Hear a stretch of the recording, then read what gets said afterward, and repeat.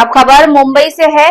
यहां से सटे वसई में लगातार हो रही बिजली कटौती और ट्रांसफार्मर ब्लास्ट का मुद्दा महाराष्ट्र विधानसभा तक पहुंच गया है। वसई की विधायक स्नेहा दुबे पंडित ने मानसून सत्र में लगातार इस गंभीर समस्या पर तत्काल कार्यवाही की मांग की है।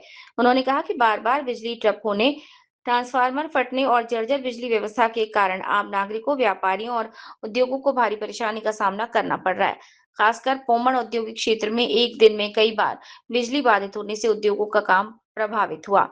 विधायक ने सरकार से पुराने ट्रांसफार्मर और बिजली लाइनों को तत्काल बदलने, बिजली व्यवस्था को मजबूत करने और वसई के लोगों को निर्बाध और सुरक्षित बिजली आपूर्ति सुनिश्चित करने की मांग की है। महावितरणचे कर्मचारी तसेच नागरिक सुद्धा गंभीररित्या जखमी झालेले आहेत अध्यक्ष महोदय।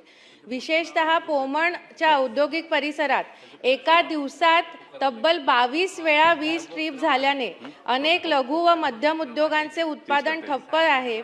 व्यापारी, उद्योजक आणि सर्वसामान्य नागरिक यांना मोठं आर्थिक आणि मानसिक नुकसानाचा फटका बसलेला आहे अध्यक्ष महोदय। ही परिस्थिती महावितरणच्या वीज वितरण व्यवस्थेतील गंभीर त्रुटी दर्शवते। पावसाळ्यापूर्वी आवश्यक देखभाल, जीर्ण विद्युत वाहिन्यांची दुरुस्ती, ओव्हरलोड ट्रान्सफॉर्मर बदलणे आणि प्रतिबंधात्मक उपाययोजना प्रभावीपणे झाले नसल्याचे दिसून येते अध्यक्ष महोदय।